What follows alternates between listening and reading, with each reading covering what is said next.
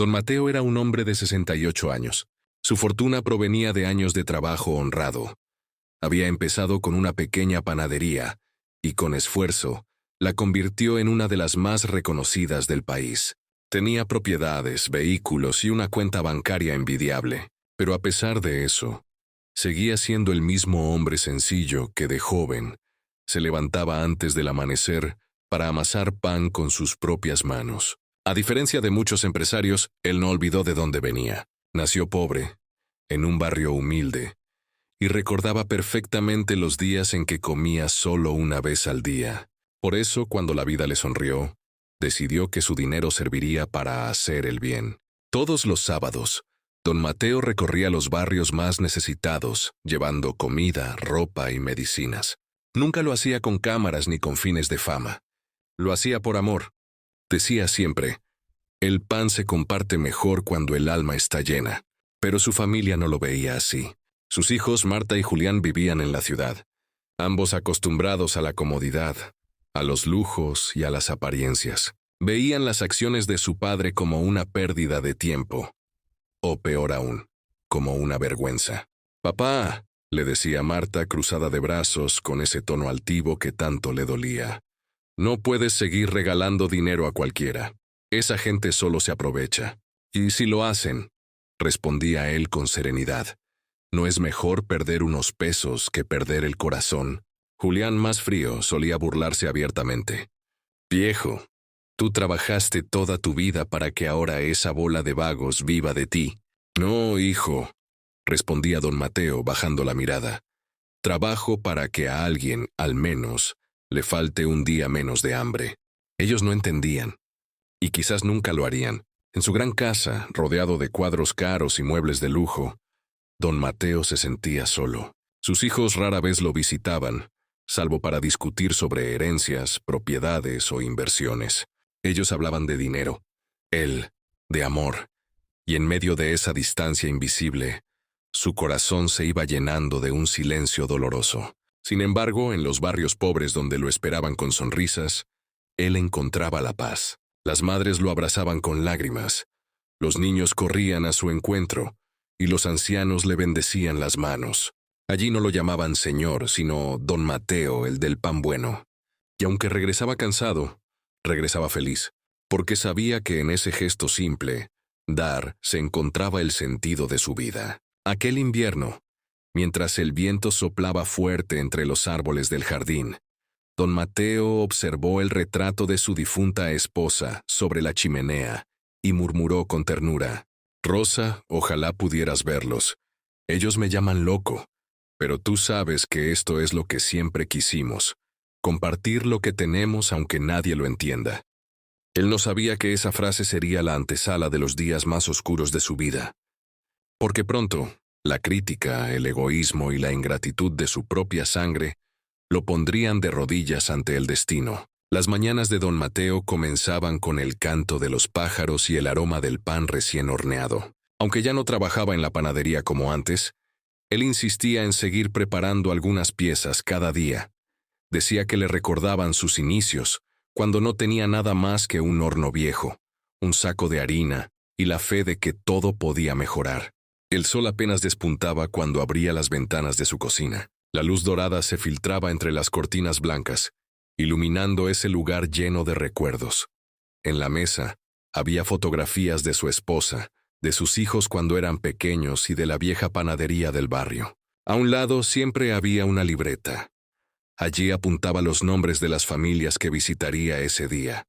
«Hoy le toca a doña Teresa», decía en voz baja marcando el nombre con lápiz, «y también a los niños de la calle del río». Llenaba cajas con pan, leche, arroz y algunos juguetes usados que conseguía entre los vecinos. Su chofer, Andrés, un joven que lo acompañaba desde hacía años, lo ayudaba con las bolsas mientras sonreía con cariño. «Don Mateo, usted sí que tiene corazón grande», decía Andrés, acomodando las cajas en la camioneta. «No tengo un corazón grande, hijo», respondía él sonriendo. «Solo tengo memoria, y no olvido lo que es pasar hambre». El camino hacia el barrio pobre era largo, pero don Mateo disfrutaba cada minuto. Saludaba desde la ventanilla, hablaba con los vendedores ambulantes, y cada vez que veía a alguien mayor cargando algo pesado, pedía detenerse para ayudar. «No puedo ver sufrir a la gente», le decía a Andrés mientras bajaba del auto, «porque donde hay dolor, también hay oportunidad de amar». Aquellas palabras parecían simples, pero tenían un peso enorme. Porque don Mateo no solo daba pan, daba esperanza. Era como un abuelo para todos en aquel lugar. Los niños lo abrazaban, las madres lo bendecían, y los ancianos lloraban de gratitud al verlo llegar. Esa mañana, una mujer de cabello canoso se le acercó con los ojos llenos de lágrimas.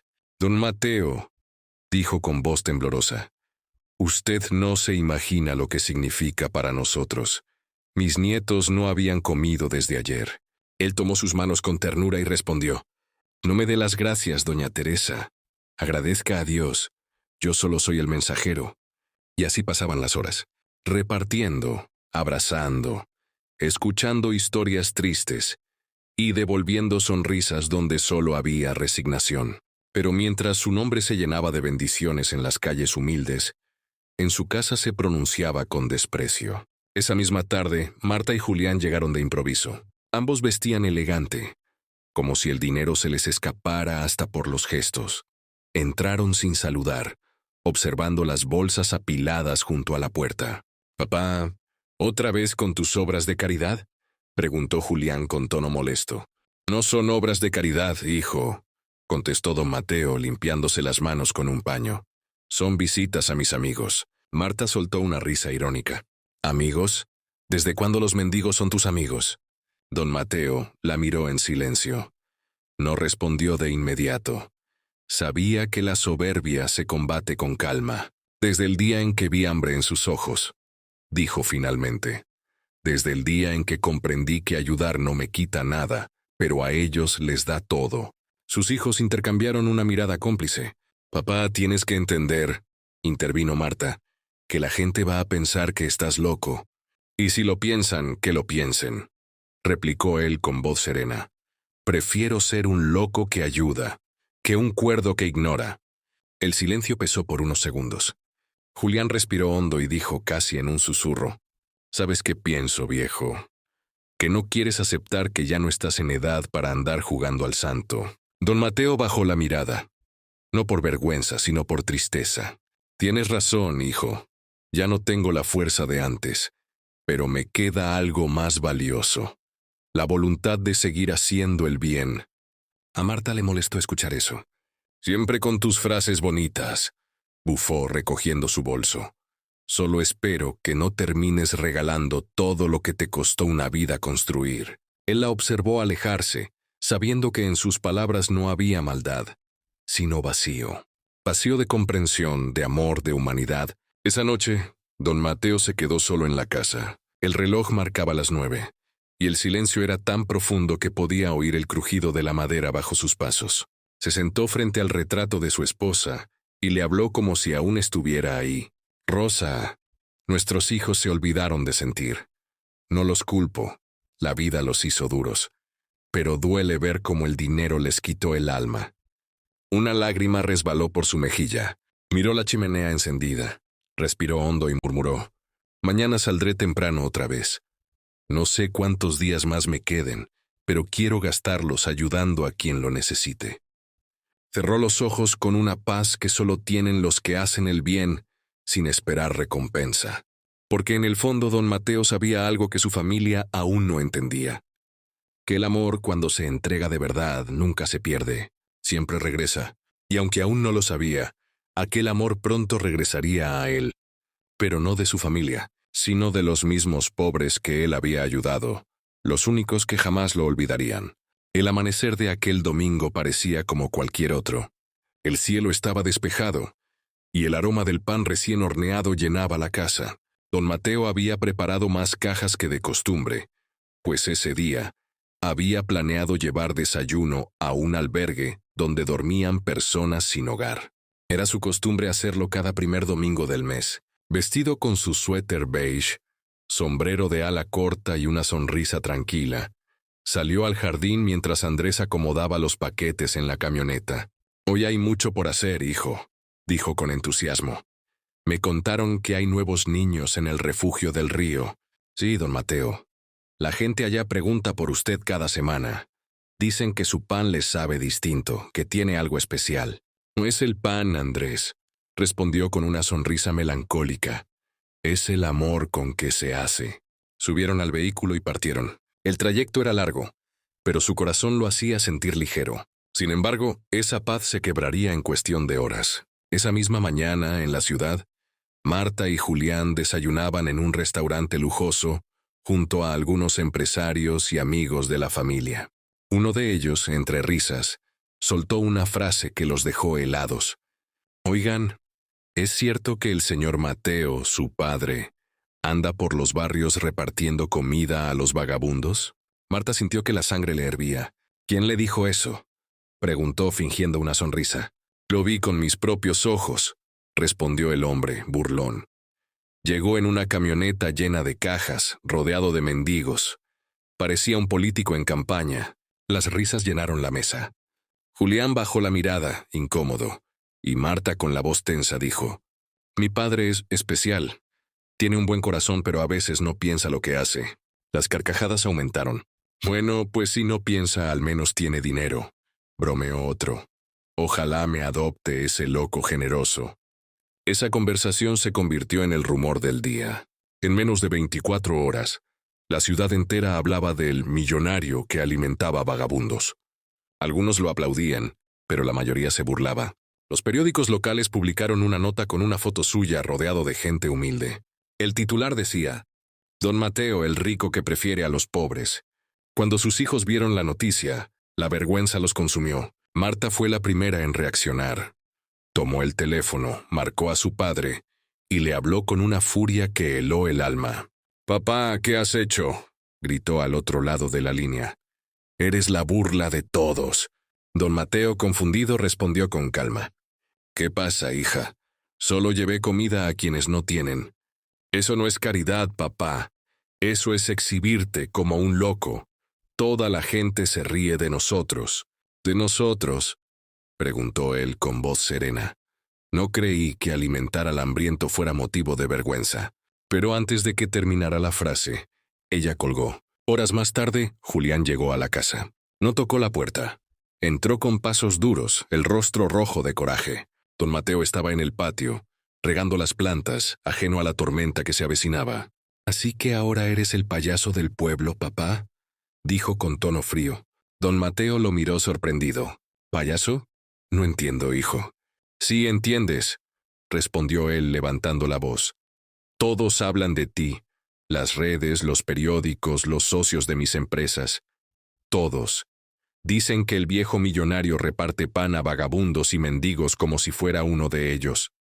Don Mateo dejó la regadera a un lado. Lo miró con tristeza, no con enojo. «¿Y eso te avergüenza, Julián?». «Claro que me avergüenza», gritó su hijo. «No sabes cuánto me costó que la gente me tomara en serio. Y tú lo echas todo a perder. Eres un hombre rico, deberías comportarte como tal». El silencio se apoderó del jardín. Solo el sonido del viento moviendo las hojas rompía la tensión. Finalmente, don Mateo respondió, «Si ser rico significa mirar hacia otro lado cuando alguien tiene hambre, prefiero seguir siendo pobre de nuevo». Julián apretó los puños, temblando de impotencia. «Estás viejo, papá. Y estás solo, nadie te toma en serio, te estás volviendo loco con esa gente». «No estoy loco, hijo», susurró él con voz suave pero firme. «Estoy vivo, y sentir compasión es la forma más hermosa de estarlo». Esa fue la última conversación que tuvieron durante semanas. Julián se marchó dando un portazo, y el eco de la puerta resonó en la casa como un adiós anticipado. Poco después, Marta llegó acompañada de un abogado. Traía una carpeta llena de documentos. «Papá», dijo sin mirarlo a los ojos, «hemos decidido que alguien debe administrar tus bienes. Estás tomando malas decisiones». Don Mateo la miró confundido. «¿Malas decisiones por ayudar?» «Sí, papá.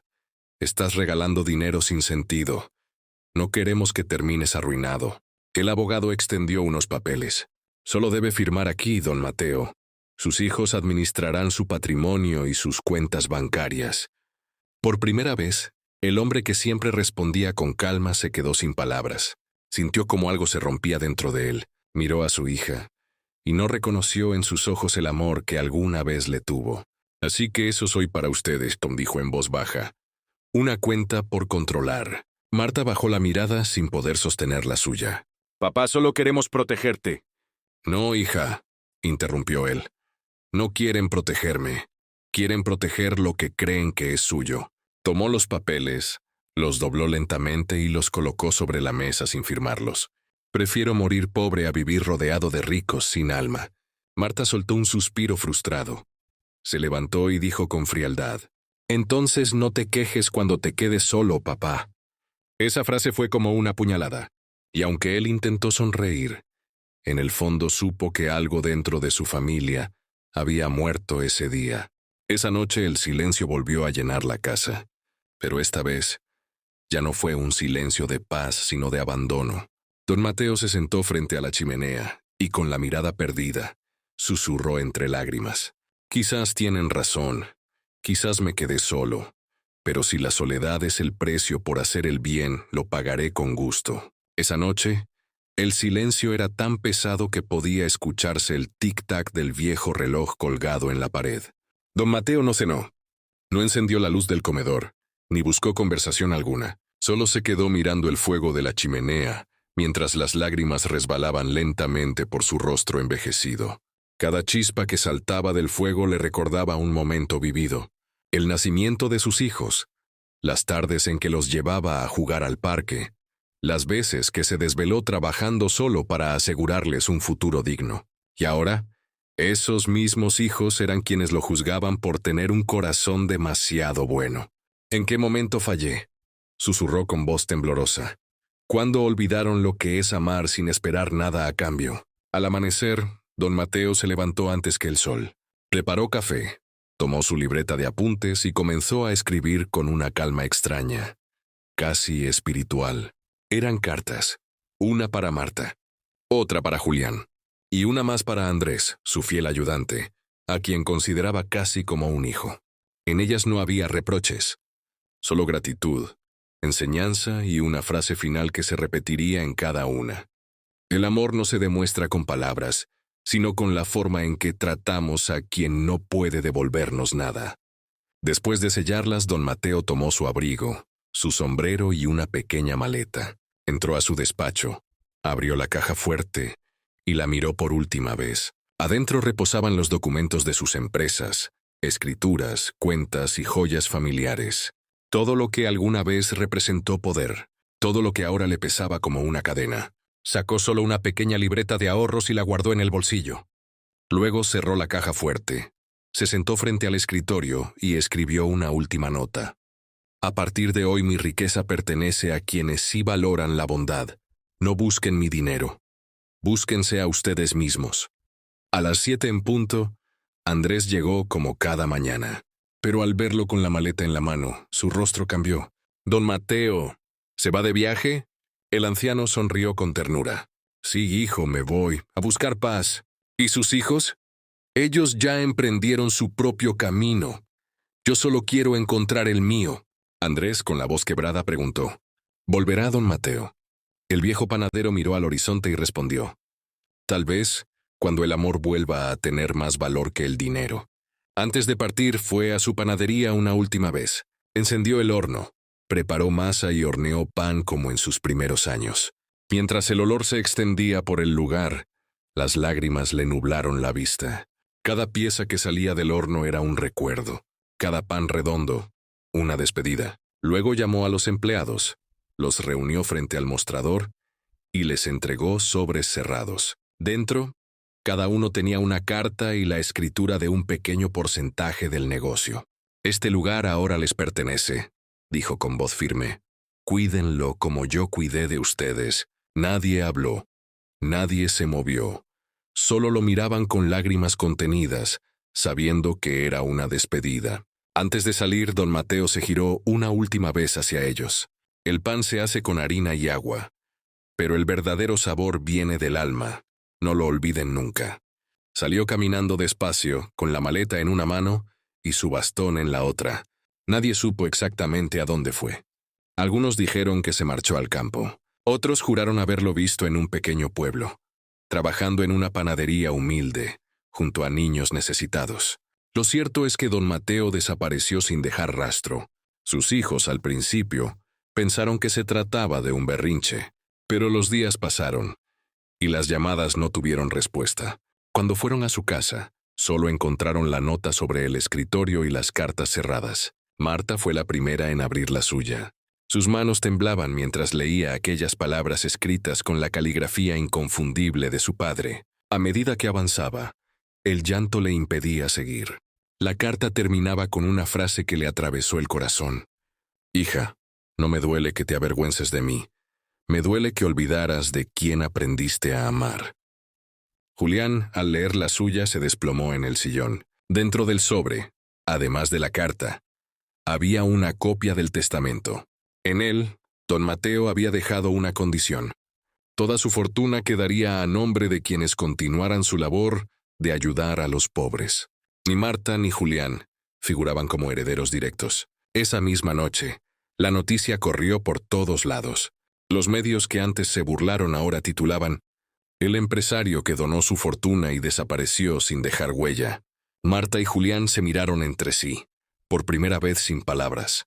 Todo lo que tenían, casas, autos, lujos, provenía del amor y del trabajo del hombre al que habían humillado, y ahora, ese amor se había ido, dejando tras de sí un vacío que el dinero no podía llenar. Días después, alguien tocó la puerta del refugio donde don Mateo solía llevar pan. Un niño abrió y al verlo sonrió con los ojos llenos de luz. «Don Mateo, sabía que volvería». El anciano sonrió, lo abrazó con ternura y respondió: «Nunca me fui, hijo. Solo vine a vivir donde el corazón me necesita». Pasaron los meses. El invierno llegó temprano aquel año, y con él, la soledad se instaló en la casa grande de los hijos de don Mateo. La chimenea ya no se encendía. La risa se había ido. Y lo que antes era un hogar lleno de visitas y fiestas, se convirtió en un silencio tan profundo que hasta el eco del pasado dolía. Marta se despertaba cada mañana con un nudo en el pecho. Intentaba seguir con su vida de lujos, con sus amigas y sus viajes, pero nada la llenaba. Ni los perfumes caros, ni la ropa nueva, ni los aplausos en los eventos. Su alma estaba vacía. En cambio, Julián enfrentaba problemas financieros. Sus inversiones fracasaron, sus socios lo traicionaron y los bancos comenzaron a exigirle los pagos de las deudas que había contraído, pensando que su padre resolvería todo. Como siempre, una noche, Marta fue a buscar a su hermano. Se sentaron frente a frente, en silencio, en el despacho donde tantas veces habían discutido sobre el dinero de su padre. «¿Sabes algo de él?», preguntó ella con la voz quebrada. Julián bajó la mirada. «Nada. Nadie lo ha visto desde que se fue. ¿Y si ya no está entre nosotros?» «No digas eso», respondió él conteniendo las lágrimas. «Si lo está, no sé si tendría el valor de mirarlo a los ojos». Esa noche, Marta se encerró en su habitación y abrió nuevamente la carta que don Mateo le había dejado. Leyó una y otra vez las palabras que tanto la atormentaban. Cuando un corazón deja de amar por vergüenza, la vida se encarga de enseñarle el verdadero valor de la humildad. Y fue en ese momento cuando entendió. Entendió que su padre no los había castigado. Les había dejado vivir para que aprendieran, para que sintieran en carne propia lo que se siente estar vacíos de amor. Los días pasaron, el invierno se convirtió en primavera. Y un día, mientras Marta caminaba por la calle, vio un grupo de personas reunidas frente a una pequeña panadería en un barrio humilde. El letrero decía «El pan del alma». Algo en su corazón la impulsó a acercarse. Al entrar, el olor a pan recién hecho la envolvió. Había niños riendo, ancianos sentados tomando café, y un ambiente cálido que le recordó los días en que su padre les enseñaba a compartir la mesa sin importar la clase social. En el fondo, un hombre de cabello blanco, delgado y con las manos cubiertas de harina, sonreía mientras servía pan a una anciana. Marta se quedó inmóvil. Su respiración se detuvo. Ese hombre era él. «Papá», susurró con voz temblorosa. Don Mateo levantó la mirada. Por un momento el tiempo se detuvo. Ella corrió hacia él, con lágrimas cayendo sin control. Lo abrazó con fuerza, como una niña que por fin entendía todo lo que había perdido. «Perdóname, papá», dijo entre sollozos. «Fui una tonta, me avergoncé de ti cuando debía presumirte con orgullo». Don Mateo acarició su rostro con ternura. «No hay nada que perdonar, hija. La vida ya te enseñó lo que mis palabras no pudieron». Julián llegó poco después. Al verlo, don Mateo lo miró con serenidad. «¿Aún recuerdas lo que te dije sobre el valor del pan, hijo?», preguntó. Julián asintió con lágrimas contenidas. «Sí, padre, que el pan más valioso no es el que se vende, sino el que se comparte». Los tres se abrazaron. No había gritos ni reproches. Solo un silencio cargado de amor, perdón y arrepentimiento. Desde ese día, Marta y Julián comenzaron a ayudar en el pequeño local. Aprendieron a amasar pan, a servir café a los ancianos, a compartir con los niños del barrio. Y fue en ese humilde lugar donde, por primera vez en muchos años, sintieron paz. Pero el destino aún guardaba su última lección. Un mes después, don Mateo enfermó. Su cuerpo ya no resistía el esfuerzo diario. Una noche, mientras Marta y Julián velaban su sueño, él los tomó de la mano y susurró: «Hijos, ya no me duele el cuerpo, solo el alma, pero ahora está en paz». Ellos lloraron sin consuelo. Don Mateo los miró con ternura y dijo sus últimas palabras: «Recuerden siempre esto. La riqueza no está en lo que se tiene, sino en lo que se da». Esa fue su despedida. Don Mateo cerró los ojos con una sonrisa serena, como quien finalmente descansaba, sabiendo que el amor había vuelto a su hogar. El día de su funeral, cientos de personas acudieron. Pobres, ancianos, niños.